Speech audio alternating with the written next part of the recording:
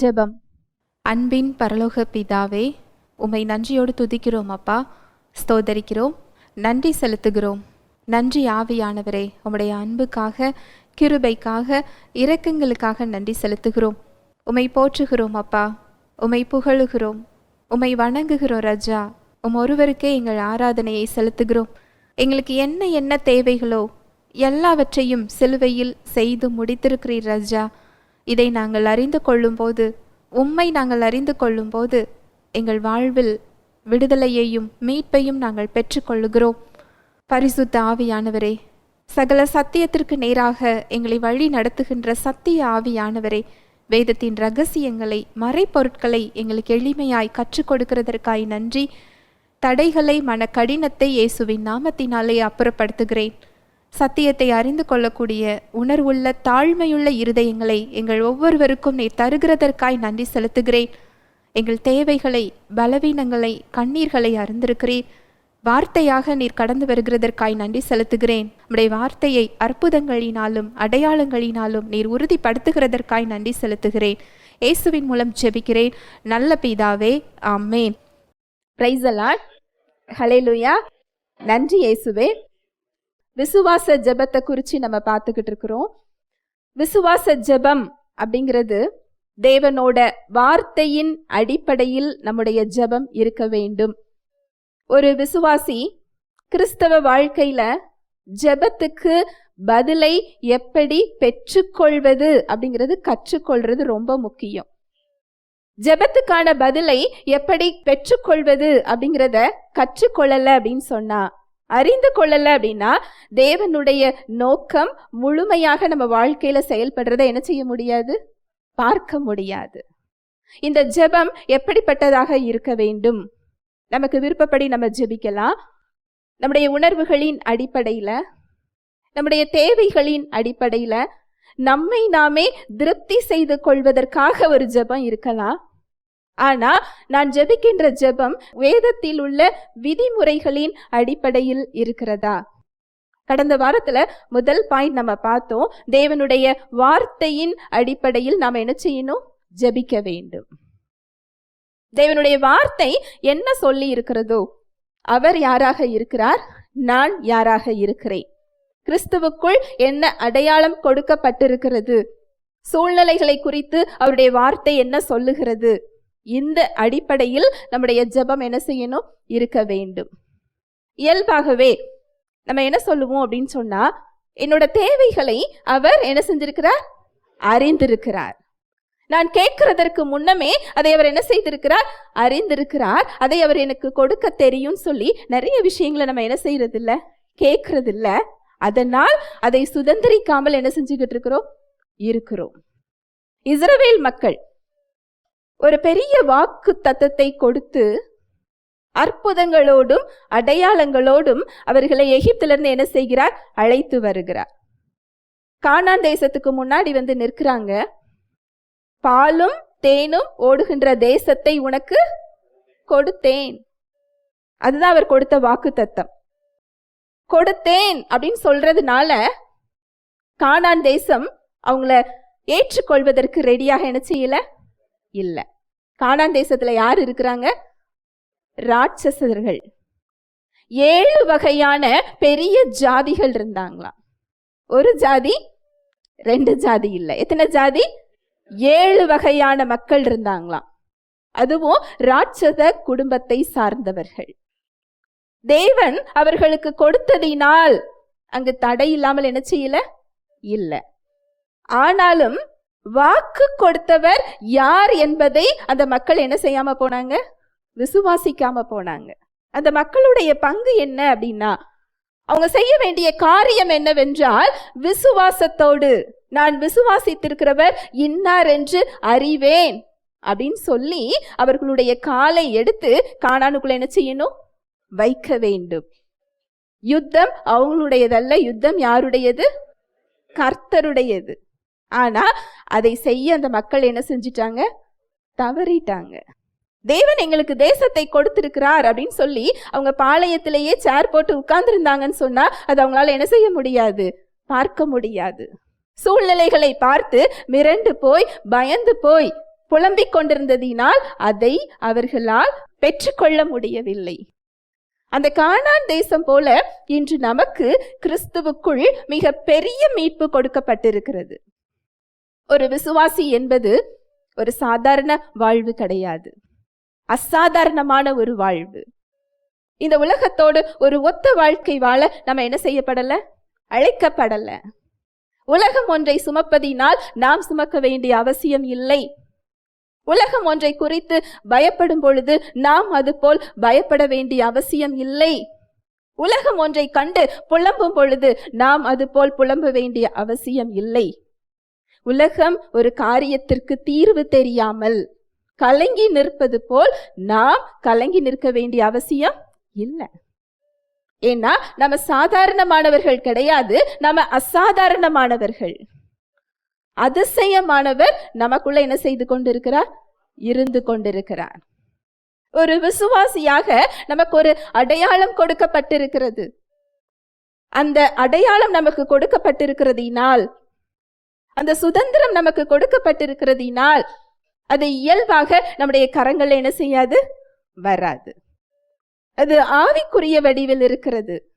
நம்ம நினைக்கிறோம், அவர் சுகம் கொடுத்திருந்தால் என் சரீரத்துல அதை நான் பார்க்க முடியும், எனக்கு ஆசீர்வாதம் கொடுத்திருந்தால் செய்கிற செயல்கள்ல, தொழில்கள்ல, பணியில நான் என்ன செய்ய முடியும்? பார்க்க முடியும். அவர் எனக்கு சமாதானம் கொடுத்திருந்தால் என் பிரச்சனைக்கு மத்தியில அதை நான் பார்க்க முடியும். அதை ஒரு பொருளாக நாம் தேடிக்கொண்டிருக்கிறோம். ஆனா அது ஆவிக்குரிய ஆசீர்வாதமாக ஆவிக்குரிய வடிவில் என்ன செஞ்சுக்கிட்டு இருக்கு? இருந்து கொண்டிருக்கிறது. எபேசியர் 1:3. நம்முடைய கர்த்தராகிய இயேசு கிறிஸ்துவின் பிதாவாகிய தேவனுக்கு ஸ்தோத்திரம். அவர் கிறிஸ்துவுக்குள் உன்னதங்களிலே ஆவிக்குரிய சகல ஆசீர்வாதத்தினாலும் நம்மை ஆசீர்வதித்திருக்கிறார். நம்முடைய கர்த்தராகிய இயேசு கிறிஸ்துவின் பிதாவாகிய தேவனுக்கு ஸ்தோத்திரம். அவர் கிறிஸ்துவுக்குள் உன்னதங்களிலே ஆவிக்குரிய சகல ஆசீர்வாதத்தினாலும் நம்மை ஆசீர்வதித்திருக்கிறார். உங்க கண்ணால நீங்க பார்க்க முடியாது, உங்களால பார்க்க முடியவில்லை என்பதற்காக அது இல்லை என்று அர்த்தம் இல்லை. அது ஆவிக்குரிய வடிவில், ஆவிக்குரிய உலகில் அது இருக்கிறது. உங்களுக்குள் இருக்கிறது, உங்கள் ஆவியில் இருக்கிறது. அதை வெளியே கொண்டு வருகின்ற அந்த வல்லமை நிறைந்த வார்த்தையை தான் நம்ம கையில் அவர் என்ன செய்திருக்கிறார்? கொடுத்திருக்கிறார். எனக்கு என்ன தேவையோ அவர் அறிந்திருக்கிறார். இயல்பாகவே அது கிடைத்துவிடும் அப்படிங்கிறது இல்லை. அதை சுதந்திரிக்கக்கூடிய இடத்துல அவர் நம்ம என்ன செய்திருக்கிறார்? வைத்திருக்கிறார். கேட்கிற எவனும் பெற்றுக்கொள்ளுகிறான். வாசிக்கலாம். யோவான் 16:23-24. அந்த நாளிலே நீங்கள் என்னிடத்தில் ஒன்றும் கேட்க மாட்டீர்கள். மெய்யாகவே மெய்யாகவே நான் உங்களுக்கு சொல்லுகிறேன், நீங்கள் என் நாமத்தினாலே பிதாவினிடத்தில் கேட்டுக்கொள்வது எதுவோ அதை அவர் உங்களுக்கு தருவார்.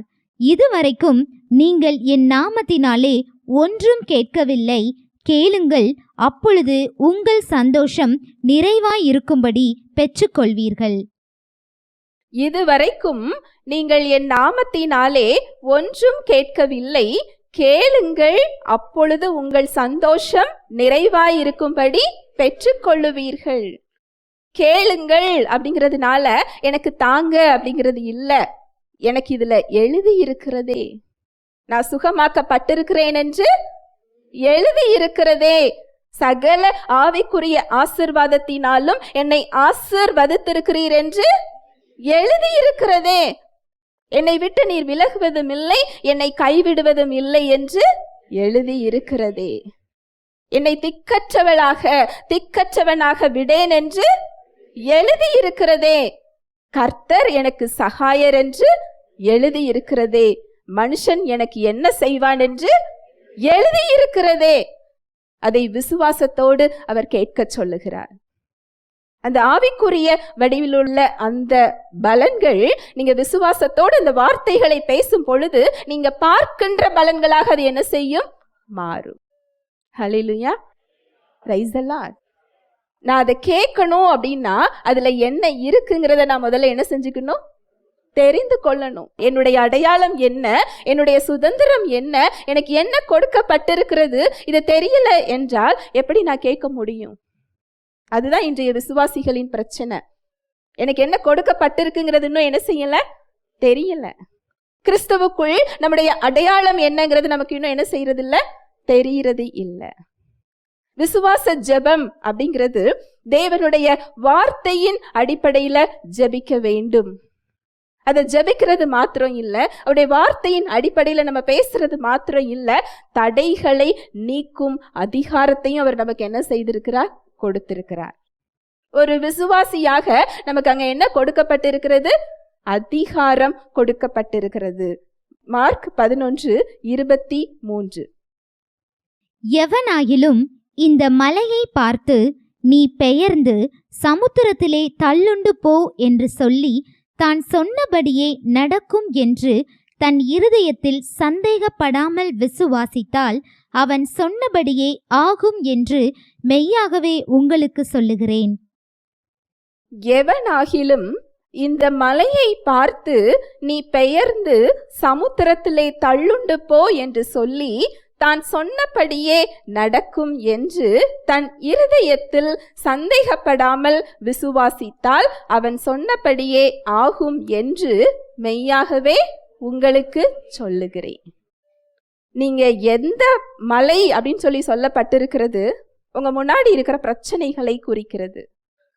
நீங்க அடுத்த அடி எடுத்து வைக்க முடியாமல் எது உங்களை தடுக்கிறதோ, உங்களை தூங்க விடாமல் எது செய்கிறதோ, உங்களுடைய சமாதானத்தை எது பறித்து கொண்டு நிற்கிறதோ, உங்களை எது கலங்க செய்கிறதோ அதுதான் என்னது, மலை. நீங்க விசுவாசத்தோடு நீ பெயர்ந்து சமுத்திரத்திலே தள்ளுண்டு போ என்று சொன்னால் ஒரே ஒரு கண்டிஷன் தான், இருதயத்தில் சந்தேகப்படாமல் நீங்கள் சொன்னபடியே ஆகும் என்று மெய்யாகவே. இயேசு கிறிஸ்து எதற்காகவது அவர் சத்தியமா நான் சொல்றேன்னு சொல்லணும்னு அவசியம் இருக்கா? அவர் நீதிபரர். அவர் வாயில என்ன வராது, பொய் வராது. அவர் சொன்னதுதான். ஒரு வார்த்தைக்கு மேல அவர் அதிகம் அவர் என்ன செய்ய மாட்டார், அதை கன்ஃபார்ம் பண்ண தேவையில்லை. வானமும் பூமியும் ஒளிந்து போகலாம், அவரது வார்த்தையோ ஒளிந்து போவது இல்லை. அப்படிப்பட்டவர் என்ன சொல்றாருன்னா மெய்யாகவே. ஏன் தெரியுமா? நம்மளாம் சந்தேகப்படுவோம், அவருக்கு என்ன செய்யும் தெரியும். உண்மையாகவே மெய்யாகவே நான் சொல்லுகிறேன், நீ பெயர்ந்து சமுத்திரத்துல தள்ளுண்டு போ என்று சொன்னால் அது என்ன செய்யும், போகும். எதை சொல்லணும் அதை முதல்ல தெரிந்து கொள்ளணும். ஒரு பெண்மணி ஒரு ஊழியக்காரரை விரும்பினாங்களாம். அந்த ஊழியக்காரருக்கு திருமணமாகி யார் இருக்கிறாங்க, மனைவி இருக்கிறாங்க. இந்த பெண்மணி சொன்னாங்களா, அந்த மனைவியை பார்த்து நீ பெயர்ந்து சமுத்திரத்திலே தள்ளுண்டு போன்னு சொல்லிட்டு அந்த ஊழியக்காரரை திருமணம் செய்ய காத்துக்கிட்டு இருந்தாங்களாம். மழை பெயர்ந்து என்ன செஞ்சிடும், போயிரும். அப்படி ஜெபிக்க கூடாது.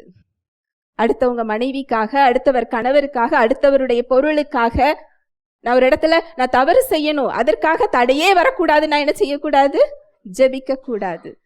இயேசு கிறிஸ்துவின் பரிகார பலியில், அவர் நமக்கு சிலுவையில் சிந்தின இரத்தத்தின் மூலம், அவருடைய மாம்சமாகிய திரை கிழிக்கப்பட்டதன் மூலம் நமக்கு என்ன கொடுக்கப்பட்டிருக்கிறதோ அதை பார்த்து நீங்க என்ன செய்யணும், பேசணும்.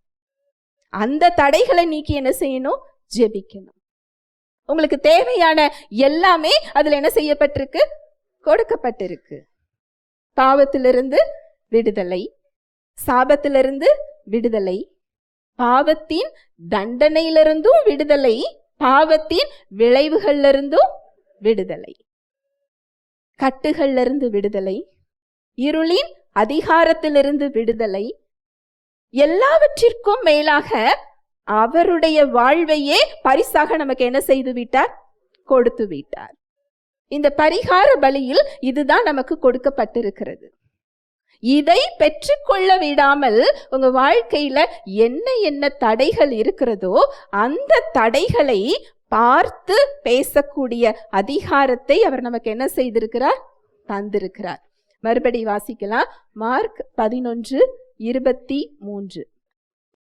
எவனாயிலும் இந்த மலையை பார்த்து நீ பெயர்ந்து சமுத்திரத்திலே தள்ளுண்டு போ என்று சொல்லி தான் சொன்னபடியே நடக்கும் என்று தன் இருதயத்தில் சந்தேகப்படாமல் விசுவாசித்தால் அவன் சொன்னபடியே ஆகும் என்று மெய்யாகவே உங்களுக்கு சொல்லுகிறேன்.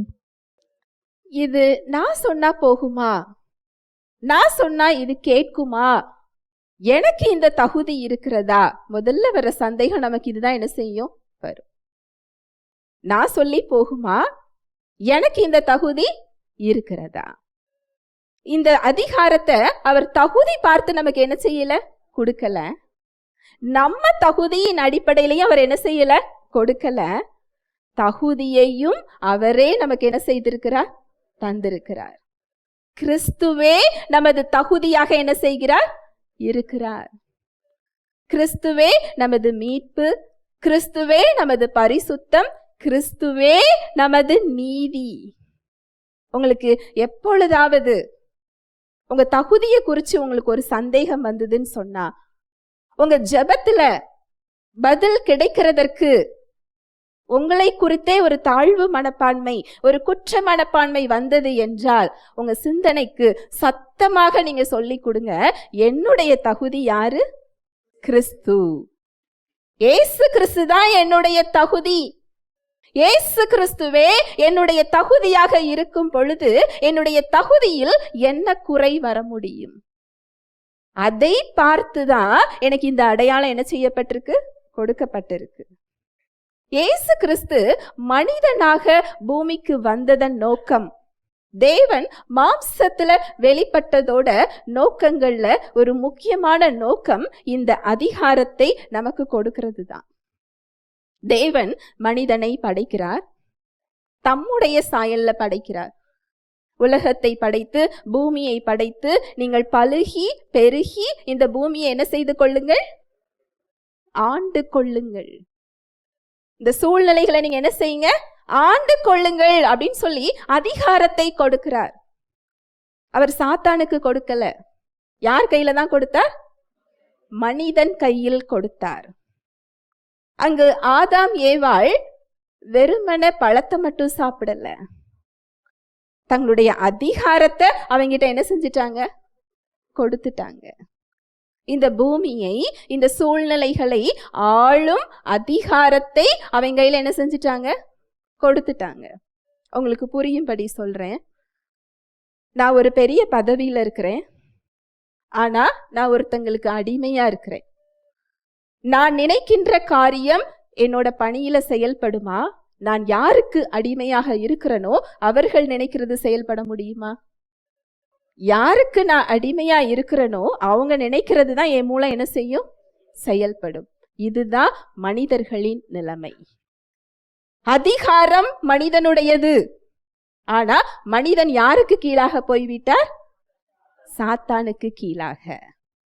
மனிதன் நினைப்பது நடக்கவில்லை, அவன் நினைக்கிறது மனிதன் மூலமாக என்ன செய்கிறது, நடக்கிறது. தேவனோட இயல்புல நிறைய விசேஷமான இயல்புகள், எல்லாமே அவர்கிட்ட விசேஷம்தான். அதுல ஒரு விசேஷம் என்ன அப்படின்னா, அவர் சொன்னதுதான்.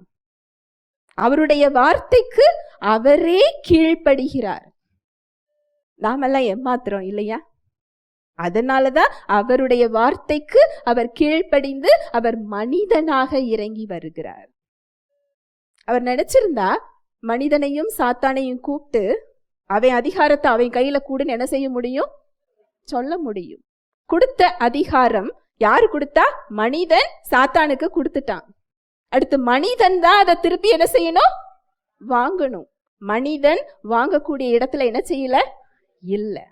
தேவன் மனிதனாக மாறினார். ஹல்லேலூயா, பிரைஸ் தி லார்ட்.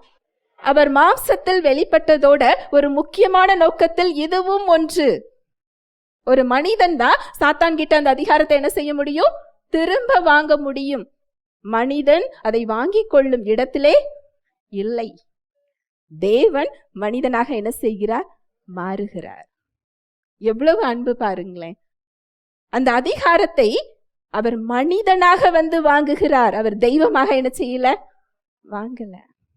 எவ்வளவு ஒரு நீதியுள்ள தேவன் பாருங்களேன். அதுதான் அவருக்கு பெயர் என்னது? நீதி பரர். ஒரு மனிதன் இழந்ததை அவர் மனிதனாக இறங்கி வந்து தேவ பலத்தில் அல்ல மனித பலத்தில் அதை அவர் வாங்குகிறார். ஆதாம் எதிலெல்லாம் விழுந்து போனாரோ அதில் அவர் ஜெயித்தார். அதில் அவர் விழுந்து போகவில்லை. சிலுவையில் மனிதர்கள் மேல் சாத்தானுக்கு இருந்த அதிகாரத்தை அவர் உரிந்து கொண்டாராம். உரிந்து கொண்டு வெளியரங்கமான கோலமாக்கி அவைகளின் மேல் சிலுவையில் என்ன செய்தார்?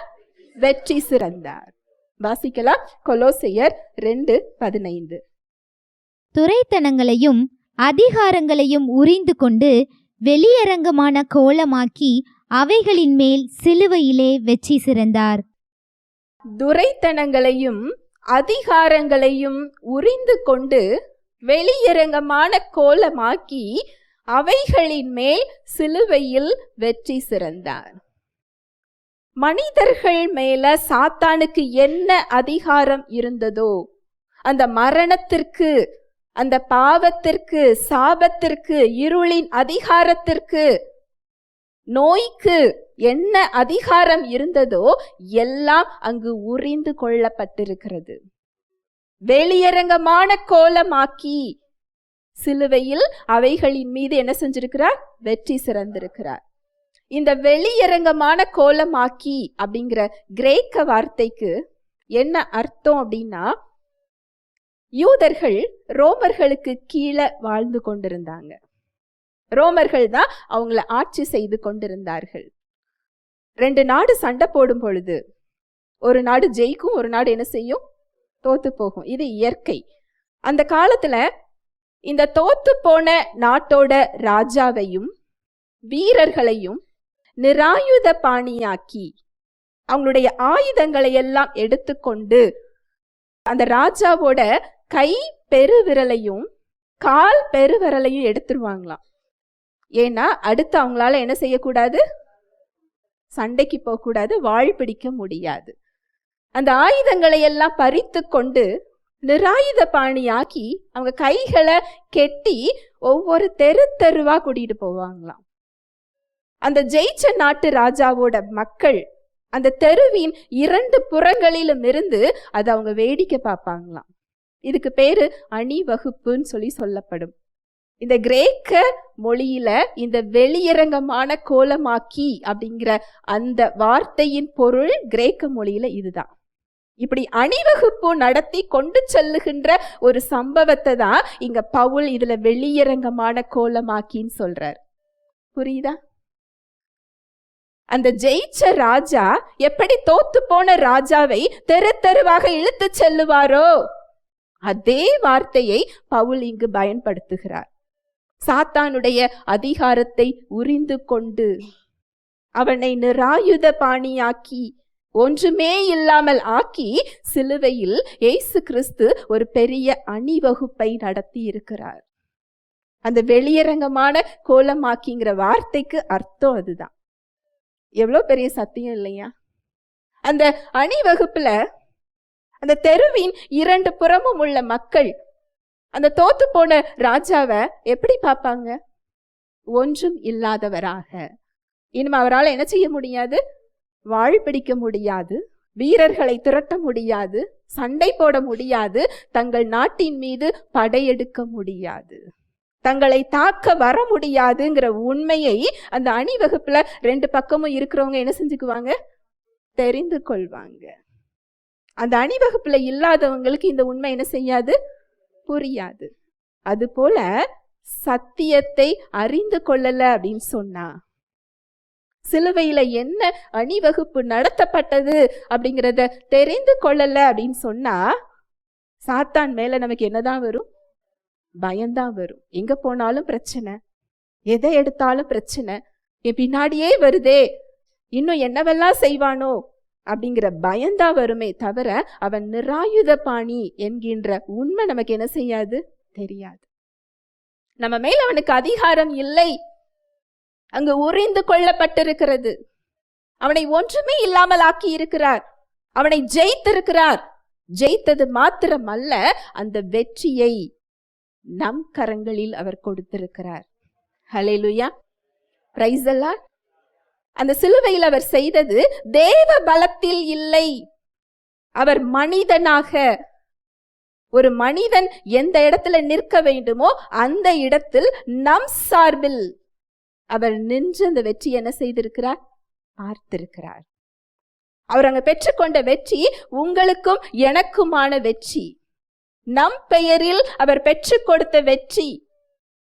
அந்த அதிகாரத்தை அவர் நம்முடைய கரங்களில் அவர் என்ன செய்திருக்கிறார், கொடுத்திருக்கிறார். இயேசு என்ற நாமத்தில் அது இருக்கிறது. மேல வானம், பூமி, பூமிக்கு கீழே உள்ள பாதாளம், 3 உலகங்களையும் ஜெயித்த நாமம். பாதாளத்தால் அவரை பிடித்து வைக்க முடியவில்லை. மரணத்தினால் அவர் என்ன செய்ய முடியல, பிடித்து வைக்க முடியவில்லை. மரணத்தை அவர் மேற்கொண்டார், பாதாளத்தை அவர் ஜெயித்தார். பாதாளமும் நம்மளை என்ன செய்ய முடியாது, மேற்கொள்ள முடியாது. அதுதான் வசனம் சொல்லுது, பாதாளத்தின் வாசல்கள் உன்னை மேற்கொள்வதில்லை. இந்த அதிகாரம் தெரிஞ்சாதான் அது நம்மை மேற்கொள்ளாது. இல்லை என்றால் பாதாளம் சிங்கத்தை போல நம்மளை என்னதான் செஞ்சுக்கிட்டு இருக்கோம், கர்ஜித்து கொண்டிருக்கும். அதான் வசனம் சொல்லுது, 1 பேதுரு 5:8. தெளிந்த புத்தி உள்ளவர்களாயிருங்கள், விழித்திருங்கள், ஏனெனில் உங்கள் எதிராளியாகிய பிசாசானவன் கர்ச்சிக்கிற சிங்கம் போல் எவனை விழுங்கலாமோ என்று வகை தேடி சுற்றித் திரிகிறான். தெளிந்த புத்தியுள்ளவர்களாய் இருங்கள், விழித்திருங்கள். விழித்திருங்கள் அப்படிங்கிறது ஆவிக்குரிய பார்வையோடு இருங்கள்னு சொல்லப்பட்டிருக்கு. மாம்ச கண்ணோடு பார்த்தா நமக்கு இது என்ன செய்யாது, தெரியாது. அவனோட கர்ஜனை தான் கேட்கும். ஆவிக்குரிய பார்வையோடு பார்க்கும் போதுதான் அவன் ஒன்றுமில்லாதவன், அவன் நிராயுத பாணி, அவன் தோற்கடிக்கப்பட்டவன், அவன்கிட்ட அதிகாரம் கிடையாது, அவன்கிட்ட கர்ஜனை மாத்திரம்தான் உண்டு. அது சிங்கம் போடல, சிங்கம் போல. அவன் பொய்யனும் பொய்க்கு பிதாவுமாய் இருக்கிறான். ஆதியிலே அந்த வேலையை தான் அவன் பார்த்துக்கிட்டு இருக்கிறான். ஏவாள் கிட்ட என்ன பொய்ய சொன்னானோ அதே பொய், அதே விதம், அதே மாதிரி வேற வேற வகைகள்ல நம்ம கிட்ட அவன் என்ன செய்யறான், வரான். அவனுடைய ஸ்பெஷல் என்ன அப்படின்னா பொய் சொல்றதும் தந்திரமா பேசுறதும் தான். வேற வல்லம் அவன்கிட்ட கிடையாது. மனிதர்களுக்கு தேவன் என்ன அதிகாரம் கொடுத்தாரோ அதை அவன் கைகளில் வைத்திருக்கிறான். அந்த வசனத்தை மறுபடி வாசிக்கலாம்.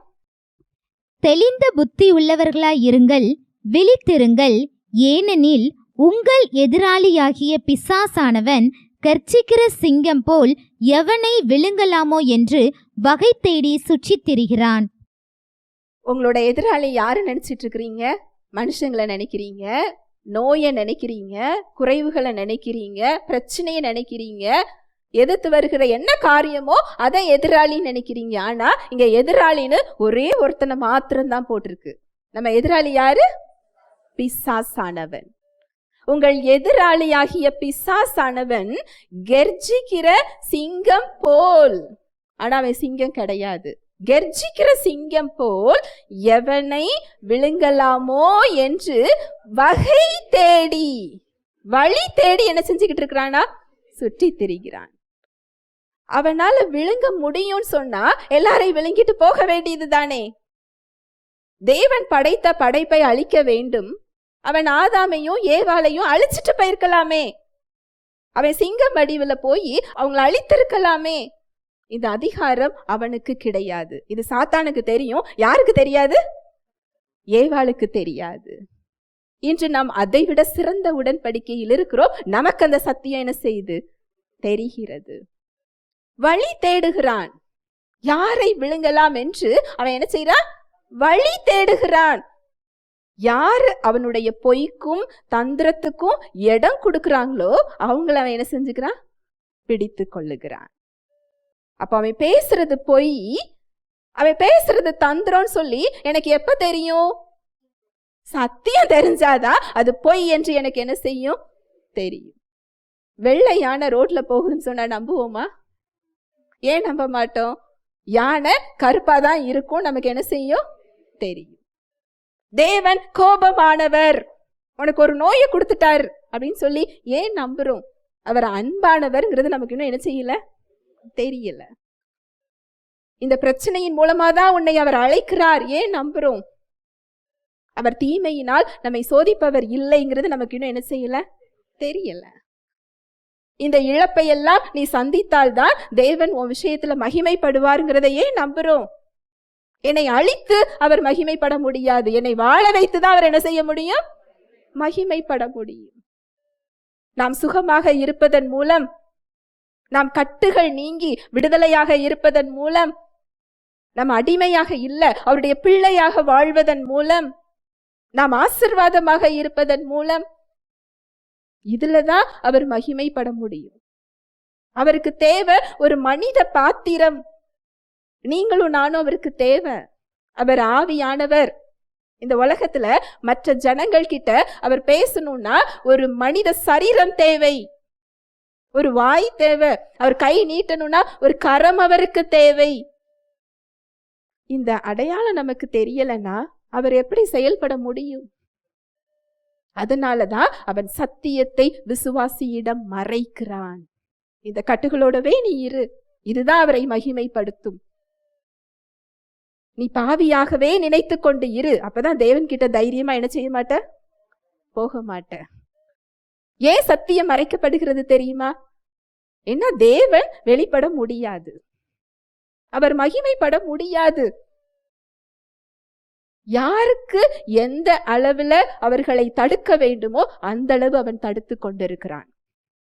தேவனை அறியாதவர்களுக்கு இயேசு கிறிஸ்துவை குறித்த ஒரு சந்தேகம், மனக்கண்கள் குருடாக்கப்பட்டிருக்கிறது.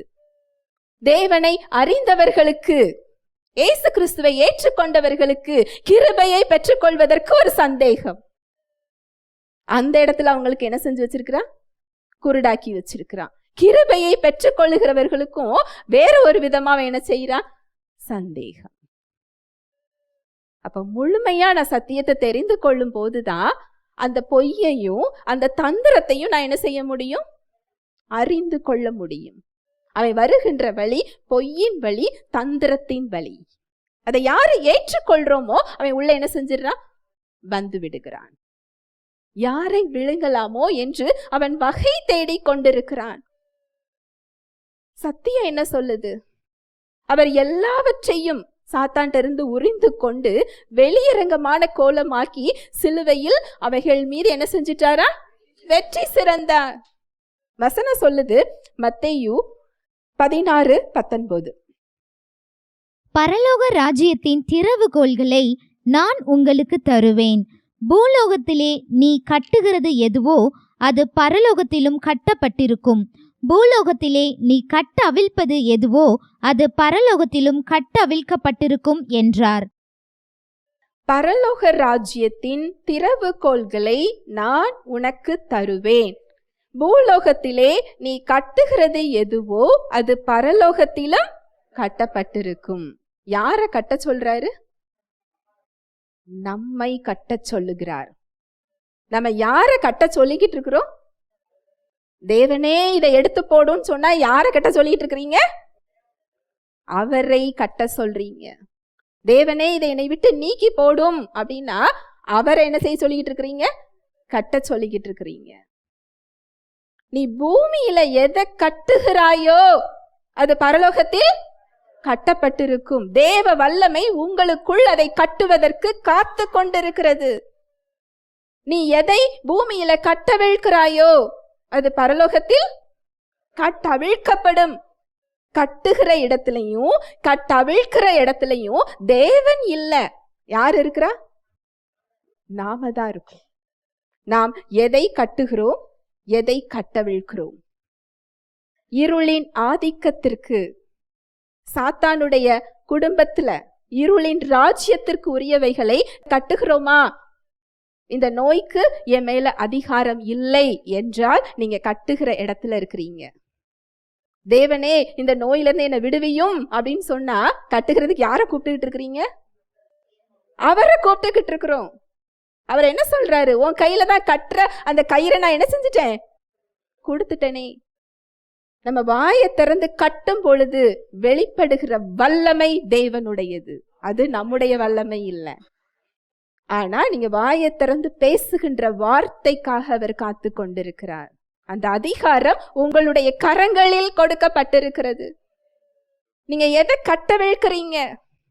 தேவ சுகத்தை உங்க சரீரத்துல நீங்க தான் கட்டவிழ்க்க முடியும். தேவ சமாதானத்தை உங்க வாழ்க்கையில நீங்க தான் கட்டவிழ்க்க முடியும். விடுதலையை நீங்க தான் கட்டவிழ்க்க முடியும் அவரது வார்த்தையின் மூலமாக. இயேசு கிறிஸ்துவுக்கு என்ன அதிகாரம் இருக்கிறதோ, மேல வானம், பூமி, பூமிக்கு கீழே உள்ள பாதாளம், 3 உலகங்களையும் ஜெயித்தவர். அதே அதிகாரம் அவரது வார்த்தையில் இருக்கிறது. அவர் வேற, வார்த்தை வேற இல்ல. இயேசு கிறிஸ்துவுக்கு இன்னொரு பெயர் வார்த்தையானவர்.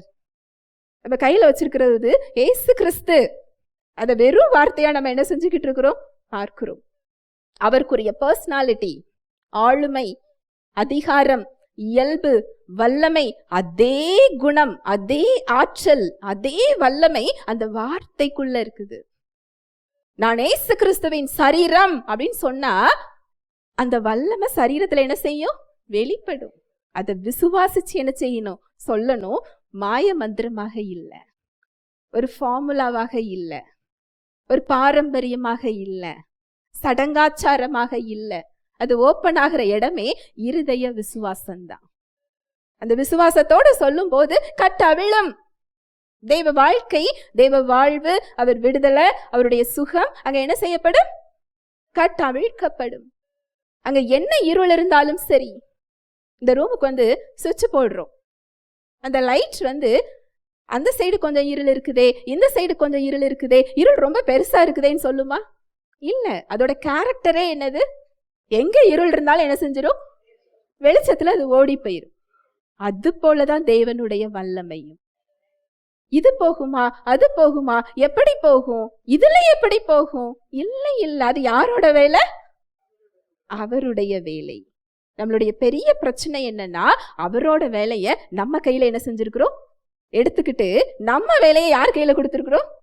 அவர் கையில கொடுக்கிறோம். இதை நீங்களே கட்டுங்க, இதை நீங்களே கட்ட விழுங்க. அது அவர் யாரை செய்ய சொல்றாரு? நம்மள செய்ய சொல்றாரு. இது எப்படி ஆகும், இதுல எப்படி ஆகும், இதுல வருமா, இதுல வராதா, இது அவர் நம்மள என்ன செய்ய சொல்லல, பார்க்க சொல்லல. இது யார் வேலை? தேவனுடைய வேலை. வேலையை மாத்தி என்ன செஞ்சு வச்சிருக்கிறோம்? கையில வைத்து கொண்டிருக்கிறோம். அந்த வசனத்தை மறுபடி வாசிக்கலாம். மத்தேயு 16:19. பரலோக ராஜ்யத்தின் திறவுகோல்களை நான் உனக்கு தருவேன். பூலோகத்திலே நீ கட்டுகிறது எதுவோ அது பரலோகத்திலும் கட்டப்பட்டிருக்கும். பூலோகத்திலே நீ கட்ட அவிழ்ப்பது எதுவோ அது பரலோகத்திலும் கட்ட அவிழ்க்கப்பட்டிருக்கும் என்றார். இது மார்க் 11:23 இன்னொரு விளக்கம் தான் இது. நீங்க மலையை பார்த்து போன்னு சொன்னா அது என்ன செய்யும்? போகும். அது போகல, நிக்குதுன்னு சொன்னா அது என்ன செய்யும்? நிற்கும். ரெண்டுமே தேவன் கையில இல்ல. எங்க இருக்குது? நம்முடைய வாயில் இருக்கிறது. அதுதான் மரணமும் ஜீவனும் நம் நாவின் அதிகாரத்தில் இருக்கிறது. அதில் பிரியப்படுகிறவர்கள் அதன் கனியை என்ன செய்வாங்க? புசிப்பார்கள். லூக்கா 10:19. இதோ சர்ப்பங்களையும் தேள்களையும் மிதிக்கவும் சத்துருவினுடைய சகல வல்லமையையும் மேற்கொள்ளவும் உங்களுக்கு அதிகாரம் கொடுக்கிறேன். ஒன்றும் உங்களை சேதப்படுத்த மாட்டாது. இதோ சர்ப்பங்களையும் தேள்களையும் மிதிக்கவும்.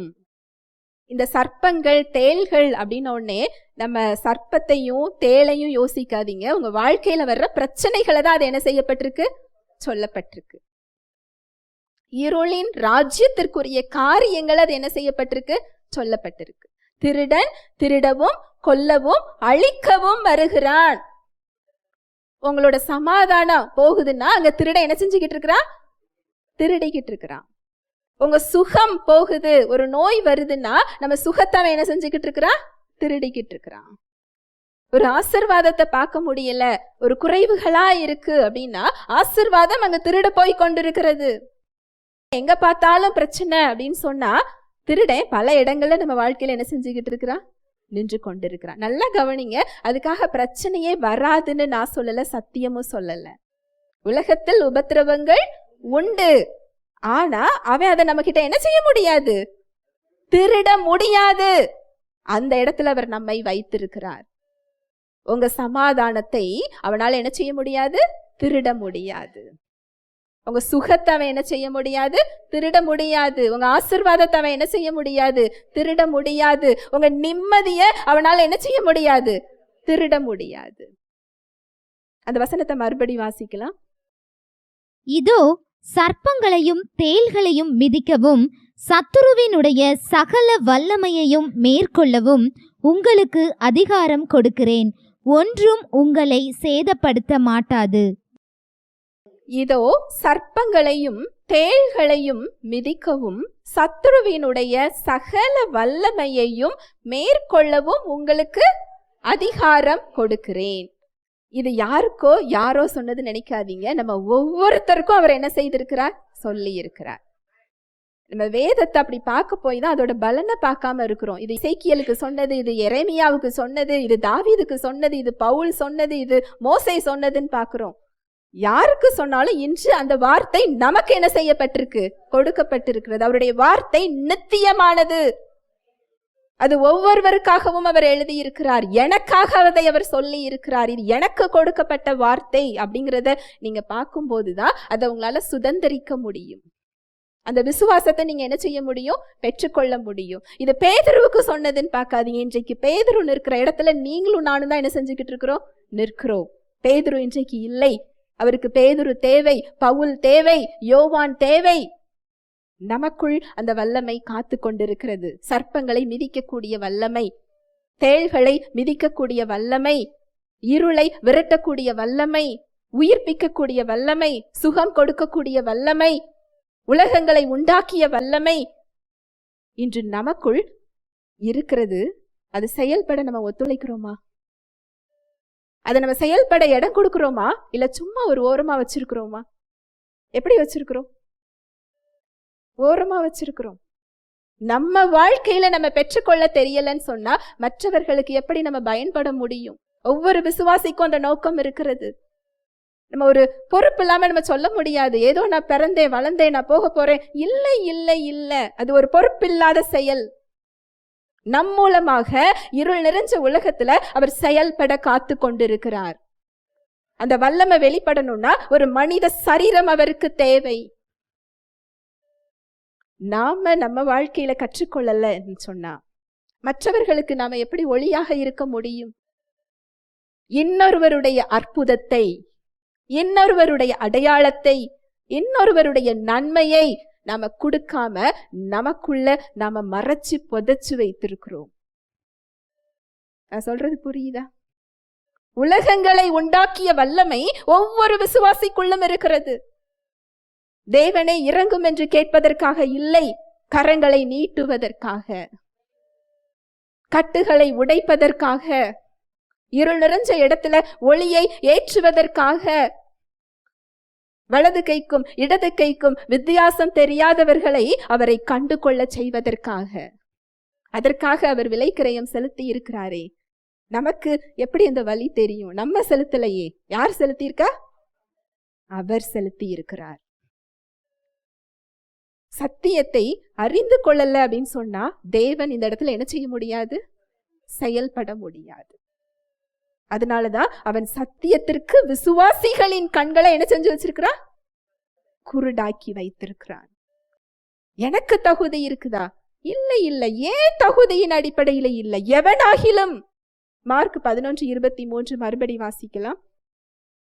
எவனாகிலும் இந்த மலையை பார்த்து நீ பெயர்ந்து சமுத்திரத்திலே தள்ளுண்டு போ என்று சொல்லி தான் சொன்னபடியே நடக்கும் என்று தன் இருதயத்தில் சந்தேகப்படாமல் விசுவாசித்தால் அவன் சொன்னபடியே ஆகும் என்று மெய்யாகவே உங்களுக்கு சொல்லுகிறேன். இதுல பேதுரு மலையை பார்த்துன்னு போட்டிருக்குதா? இல்ல. அப்போஸ்தலனாகிய பவுல் மலையை பார்த்துன்னு போட்டிருக்குதா? இல்ல.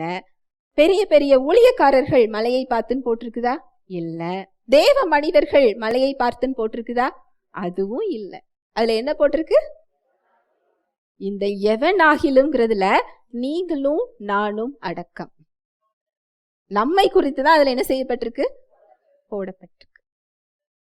எவனாகிலும், நம்ம நினைக்கிறோம் என் செயல்கள்ல நான் அவரை ரொம்ப விரும்புறேன்னு சொல்லி வெளிப்புற செயல்கள்ல நம்ம அதை காமிச்சுக்கிட்டே இருக்கிறோம். உண்மையான தாழ்மை என்ன தெரியுமா? எனக்கு நம்ப முடியுதோ நம்ப முடியலையோ, என் உணர்வுகள் ஏற்றுக்கொள்ளுகிறதோ ஏற்றுக்கொள்ளலையோ, என் உணர்வுகள் அதுக்கு ஒத்துழைக்கிறதோ இல்லையோ, அவர் வார்த்தை சொல்லுது, அதை நான் அப்படியே என்ன செஞ்சுக்கிறேன்? ஏற்றுக்கொள்றேன். அதுக்கு பெயர்தான் உண்மையான தாழ்மை. அதனாலதான் அந்த கிருபையை நிறைய இடங்கள்ல என்ன செய்ய முடியறது இல்ல, பார்க்க முடிகிறது இல்ல. அந்த எவனாகிலும்ங்கிறதுல நாமும் சேர்த்துதான், உங்களையும் என்னையும் குறிச்சுதான் அதுல என்ன செய்யப்பட்டிருக்கு? போடப்பட்டிருக்கு. எவனாகிலும், யாரா இருந்தாலும் இருதயத்துல சந்தேகப்படாம மலையை பார்த்து சொன்னீங்கன்னா அது என்ன செய்யும்? போகும். உங்க ஜெபத்துல, தேவனுடைய வார்த்தையின் அடிப்படையில ஜெபிக்கிற ஜெபத்துல முக்கியமான பகுதி தடைகளை நீக்கக்கூடிய அதிகார ஜெபம். முதல்ல தடைகளை இயேசுவின் நாமத்தினால என்ன செய்யணும்? நீக்கணும். என் வாழ்க்கையில உனக்கு இருக்கிறதுக்கு என்ன இல்லை? அதிகாரம் இல்லை. சர்ப்பங்களையும் தேள்களையும் மிதிக்கிற வல்லமை, சத்துருவின் சகல வல்லமை, என்ன வல்லமையா இருந்தாலும் சரி, அவன் என்ன விதத்துல பொய் சொன்னாலும் சரி, என்ன மாதிரி அவன் கர்ஜித்து கொண்டிருந்தாலும் சரி, அதை மேற்கொள்ள நமக்கு அங்க என்ன செய்யப்பட்டிருக்கு? அதிகாரம் கொடுக்கப்பட்டிருக்கிறது. ஒன்றும் உங்களை சேதப்படுத்த மாட்டாது. இயேசுவின் நாமத்தினால உன்னை நான் அப்புறப்படுத்துகிறேன். அதை சொல்லிட்டு அடுத்து நன்றி சொல்ல ஆரம்பிக்கணும். இதுக்கு பேரு தான் என்னது? விசுவாச ஜெபம். இந்த அதிகார ஜெபத்தை நாம செய்யாம தேவனே நீர் செய்யும் செய்யும் அப்படின்னு சொன்னா அதிகாரம் நம் கரங்கள்ல என்ன செய்யப்பட்டிருக்கு? கொடுக்கப்பட்டிருக்கு. நம்ம அனுபவிக்கிறதற்காக. இயற்கையான நம்ம வாழ்ந்துகிட்டு இருக்கிற உலகத்துல சட்டங்கள் உண்டு இல்லையா? ரோட்ல போனாலுமே ஒரு ரூல் உண்டு, இப்படிதான் நாம என்ன செய்யணும்? போகணும். மாத்தி போனோம்னா தப்புதான். அதுக்கு உரியவர்கள் நின்று கொண்டிருந்தாங்கன்னா நமக்கு அதுக்கான பனிஷ்மெண்ட், அதுக்கான ஃபைன் நமக்கு உண்டு. அந்த ரோட்ல சிக்னல் போடுறாங்க, சிக்னல்ல நிக்காம நம்ம போகணும்னு சொன்னா அபராதம் உண்டு. அதுல நின்று கொண்டிருக்கின்ற அந்த பணியை செய்து கொண்டிருக்கிறவர் பலசாலியா இருந்தாலும் சரி, பலவீனமா இருந்தாலும் சரி, அதை பார்த்து நம்ம பயப்படுறது இல்லை. அவர்கிட்ட என்ன இருக்குது? அதிகாரம் இருக்கிறது. அவர் பலவீனமா இருக்கிறாரு, நான் தாண்டி ஓடி போயிடலான்னு என்ன செய்ய முடியாது? போக முடியாது. என்ன இருக்கு அவர் கையில? அதிகாரம் இருக்கிறது. அது போல நீங்க பலவீனமா இருக்கலாம், உங்களை பார்க்கறதுக்கு ஒன்றுமே இல்லாத மாதிரி இருக்கலாம், தகுதி இல்லாத உணர்வு உங்களுக்கு இருக்கலாம். ஆனா ஆவிக்குரிய அடையாளம் கிறிஸ்துவே உங்களுக்கு தகுதியாக என்ன செய்யப்பட்டிருக்கிறார்? கொடுக்கப்பட்டிருக்கிறார். நீங்க எப்படி உணர்ந்தாலும் சரி, உங்களுக்கு அதிகாரம் உங்க கையில அவர் என்ன செஞ்சிட்டாரு? கொடுத்துட்டாரு. அந்த அதிகாரத்தை கண்டுதான் அவன் என்ன செய்யறான்? ஓடி போகிறான். உங்களை பார்த்து அல்ல, நம்மளை பார்த்து இல்ல. எதை பார்த்து ஓடுறான்? அதிகாரத்தை பார்த்து ஓடுறான். ஏசுங்கிற நாமம் ஆவியின் பட்டயமாகிய ஜீவனுள்ள அவரது வார்த்தை, அதை கண்டு அவன் என்ன செய்கிறான்? ஓடி போகிறான். அதை சொல்ற இடத்துல மாத்திரம்தான் நம்மள அவர் என்ன செய்திருக்கிறார்? வைத்திருக்கிறார். இது ஒரே நாள்ல உங்களுக்கு இது வராது. நீங்க அதுல பிராக்டிஸ் பண்ண அதை நீங்க செய்யதான் அந்த இடம் உங்களுக்கு என்ன செய்யும்? வரும். சத்தியத்தை அறிந்து கொள்ளும் போதும் அதுலதான் அந்த நாலேஜ் ஆஃப் காட், அவரை அறிந்து கொள்ளுகின்ற அறிவு தான் உங்களோட விசுவாசத்தை வளர்க்கும். தேவனை பற்றிய அறிவு மட்டுமே உங்களது விசுவாசத்தை என்ன செய்யும்? வளர்க்கும். இதை அறியதான் உங்களுடைய அதிகாரம் ஒரு நிச்சயத்தோட, சந்தேகம் இல்லாம தைரியமா உங்களுக்கு அதை என்ன செய்யும்? வரும். உபாகமம் 9வது அதிகாரம் 3வது வசனம். உன் தேவனாகிய கர்த்தர் உனக்கு முன்பாக கடந்து போகிறவர் என்பதை இன்று அறிய கடவாய். அவர் பட்சிக்கிற அக்கினியைப் போல அவர்களை அழிப்பார், அவர்களை உனக்கு முன்பாக விழ பண்ணுவார். இவ்விதமாய் கர்த்தர் உனக்கு சொன்னபடியே நீ அவர்களை சீக்கிரமாய் துரத்தி அவர்களை அழிப்பாய். இது யாருக்கு சொல்லப்பட்டிருக்கு அப்படின்னா, கானான் தேசத்துக்கு முன்னாடி நின்று ராட்சசர்கள் இருக்கிறாங்களேன்னு சொல்லி அழுது புலம்பின ஜனங்கள் உள்ள போய் என்ன செய்யல? சுதந்தரிக்கல. அவர்களுடைய பிள்ளைகள் கிட்ட மோசே சொல்கிறார். என்ன சொல்றாரு? உன் தேவனாகிய கர்த்தர் உனக்கு முன்பாக கடந்து போகிறவர் என்பதை இன்று அறிய கடவாய். உன்னோட பிதாக்கள் செஞ்ச மாதிரி நீங்களும் என்ன செய்யாதீங்க? அழுது புலம்பாதீங்க. உங்க முன்னாடி யார் போறா? கர்த்தர் போகிறார். அவர் பட்சிக்கிற அக்கினியை போல அவர்களை என்ன செய்வார்? அழிப்பார். யார? கானான்ல உள்ள ராட்சசர்களை. இவங்க விசுவாசத்தோட காலை எடுத்து வைக்கணும். கண்கள் அந்த கோட்டையை பார்க்கும், கண்கள் ராட்சசரை பார்க்கும். ஆனா விசுவாசத்தோட உள்ள எடுத்து வைக்கும் போது அங்க வெளிப்படுற வல்லமை யாரோட வல்லமை? பட்சிக்கிற அக்கினி போல அதை அழிப்பாராம். ஹல்லேலூயா, பிரைஸ் தி லார்ட். இயேசுவின் நாமத்தினாலே உன்னை அப்புறப்படுத்துகிறேன்னு சொன்னா அந்த பட்சிக்கிற அக்கினி போல அந்த வல்லமை வெளிப்பட்டு இருளை அகற்றும். அது உங்க சரீரமா இருக்கலாம், உங்க வாழ்க்கையா இருக்கலாம், உங்க கையின் பிரயாசமா இருக்கலாம். என்ன இடத்துல கட்டுகளோட நிற்கிறீங்களோ அதை பட்சிக்கிற அக்கினி போல அதை அவர் என்ன செய்கிறாரா? அகற்றுகிறார். ஹல்லேலூயா, பிரைஸ் தி லார்ட். நீங்க அதை விசுவாசத்தோட சொல்லதான் செய்யணும். இயேசுவின் நாமத்தினாலே அந்த நோயை பார்த்து மறைஞ்சு போனா அது என்ன செய்யும்? மறைஞ்சு போகும். கேன்சர் கட்டி மறைகிறத நாங்க பார்க்கிறோம்.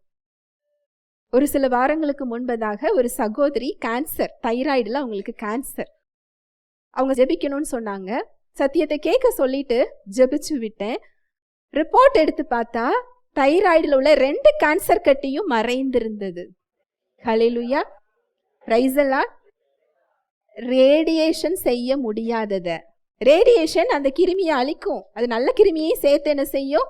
அழிக்கும். கேரண்டி கிடையாது, திரும்ப எப்பனாலும் கேன்சர் என்ன செய்யும்? வரும். ஆனா அவருடைய வல்லமையை பாருங்களேன். எந்த ட்ரீட்மெண்ட்டும் இல்லாம அந்த கட்டி என்ன செய்யுது? கரையுது. அது மாத்திரம் இல்ல, இல்லாத உறுப்புகளை அவரால் உருவாக்க முடியும். இயேசுவின் நாமத்தினாலே புதிய உறுப்பு அதுல உருவாகட்டும்னா உருவாக்குகின்ற தேவன் அதை உருவாக்குகிறார். ஒரு சில மாதங்களுக்கு முன்பதாக ஒரு சகோதரி, அவங்களுக்கு ஒரு ஓவரி ஒரு ஆபரேஷன்ல எடுத்திருக்கிறாங்க. அதனால குழந்தை பிறக்கிறதுல காலதாமதம் ஆகும்னு சொல்லி டாக்டர் சொல்றாங்க. அந்த சகோதரிக்கு ஒரு வருத்தம். இந்த சுவிசேஷத்தை நான் சொல்லி கொடுக்குறேன். சொல்லி கொடுத்து இதை குறிச்ச கவலை வேண்டாம், அவரை அறிகிற அறிவினால் கிருபையும் சமாதானமும் என்ன செய்யும்? பெருகும். சத்தியத்தை கேட்க கேட்க அதை பெற்றுக்கொள்ள முடியும் சொல்லி அதை இயேசுவின் நாமத்தினால புதிய ஓவரி உருவாகிறதற்கு ஜெபிச்சுட்டு சத்தியத்தை கேளுங்கன்னு சொல்லி அனுப்பிட்டேன். சத்தியத்தை அறிந்து கொள்ள ஆரம்பிச்சாங்க, அதை கேட்க ஆரம்பிச்சாங்க. 2 மாசத்துல அவங்க கர்ப்பம் தரிச்சிட்டாங்க. அவங்க சொன்ன சாட்சி என்னன்னா, அவங்க கர்ப்பம் தரிச்சது அவங்களுக்கு பெரிய விஷயமா இல்லை. இதுக்கு முன்னாடி ஒரு ஓவரி இல்லைங்கிற ரிப்போர்ட் அவங்க கையில இருக்குது. கர்ப்பம் தரிச்ச பிறகு ஸ்கேன் பண்ணும்போது அந்த இல்லாத இடத்தில் ஓவரி என்ன செஞ்சிருக்கு? வளர்ந்திருக்கிறது. அவங்களுக்கு ஆச்சரியம், குழந்தை இல்லை. எது ஆச்சரியம்? ஓவரி வளர்ந்ததுதான் அவங்களுக்கு எப்படி இருந்தது? ஆச்சரியமா இருந்தது. இயேசுங்கிற நாமம் சொல்லும் போது அதை சரி பண்றது யாரோட வல்லமை?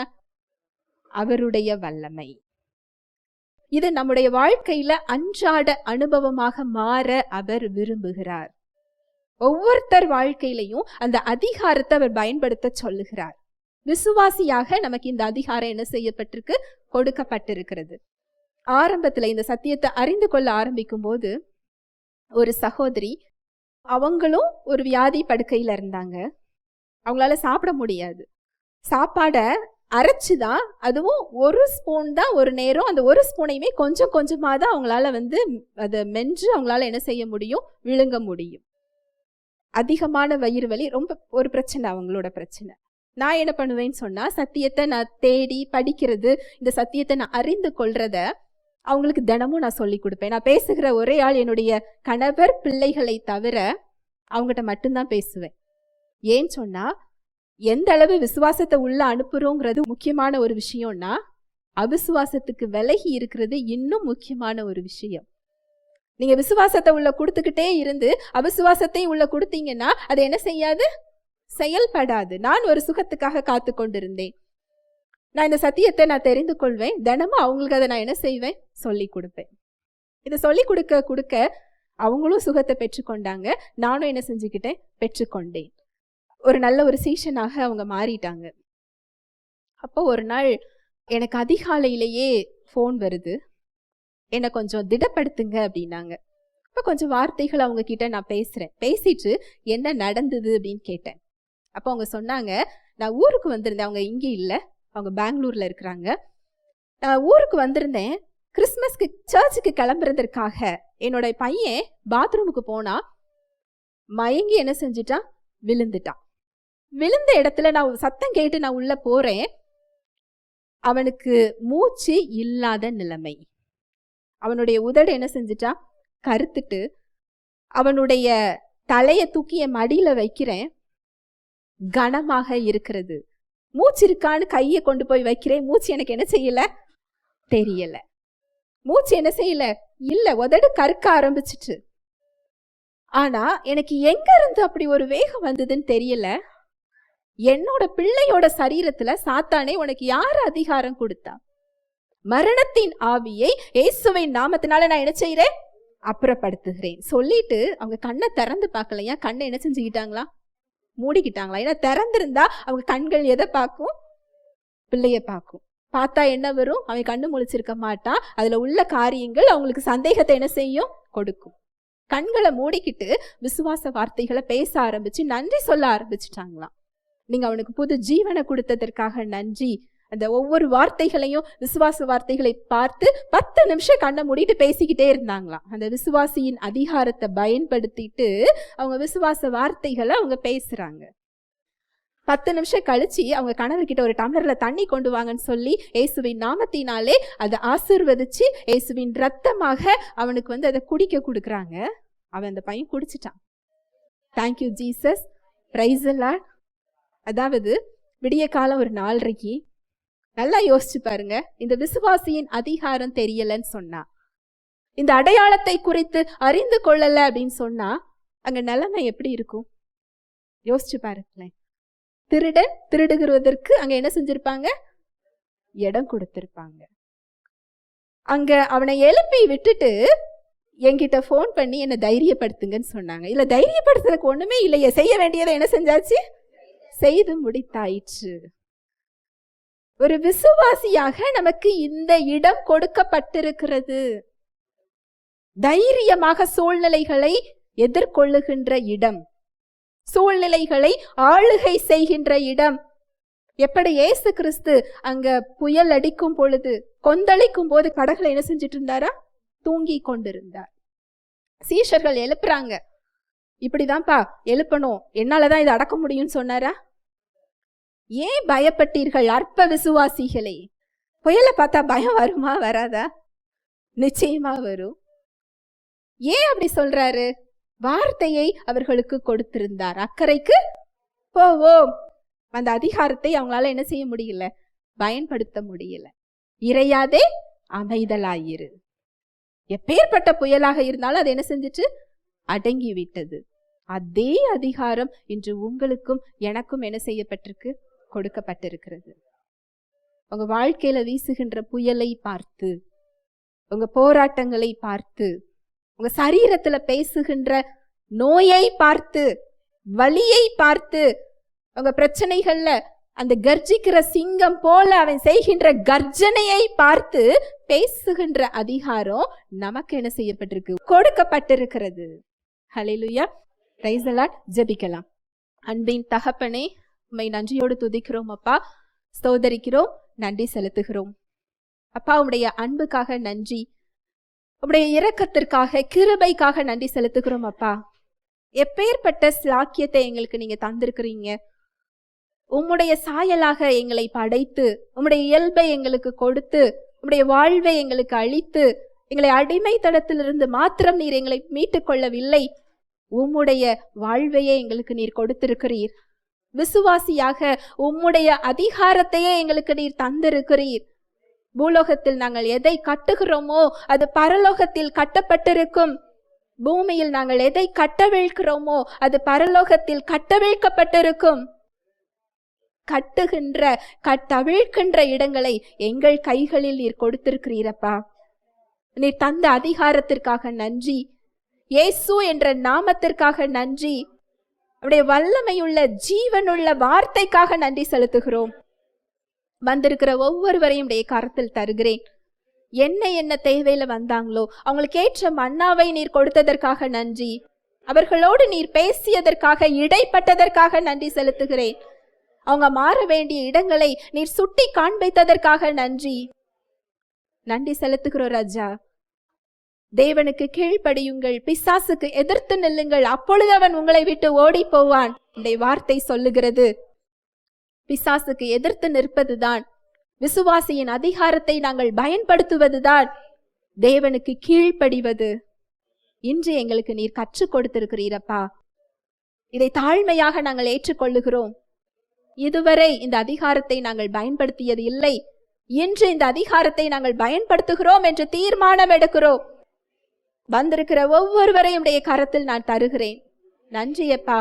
அவங்க சரீரத்துல, அவங்க வாழ்க்கையில என்னவித பாவ கட்டுகள், சாப கட்டுகள், நோயின் கட்டுகளோடு இருக்கிறாங்களோ இயேசுவின் நாமத்தினாலே நான் அப்புறப்படுத்துகிறேன். சிலுவையில் நீர் கொடுத்த தேவ வாழ்வை, தேவ ஆசீர்வாதத்தை, தேவ சுகத்தை இயேசுவின் நாமத்தினாலே நான் கட்டவிழ்கிறேன். ஒவ்வொருவரும் இயேசுவின் நாமத்தினாலே பெற்றுக்கொள்ளட்டும். வாழ்நாள் எல்லாம் நன்மையும் கிருபையும் உங்களை பின்தொடரும். செய்வதெல்லாம் வாய்க்கும். இயேசுவின் நாமத்தினாலே ஆசீர்வதிக்கிறேன். தேவ அன்பு, தேவ வாழ்வு, தேவ சமாதானம், தேவ சுகம், தேவ ஆசீர்வாதம் ஒவ்வொருவரது சிந்தனையையும் இருதயத்தையும் கிறிஸ்து இயேசுவுக்குள்ளாக காத்து கொள்ளுகிறதற்காய் நன்றி செலுத்துகிறேன். இயேசுவின் மூலம் ஜெபிக்கிறேன் நல்ல பிதாவே, ஆமென்.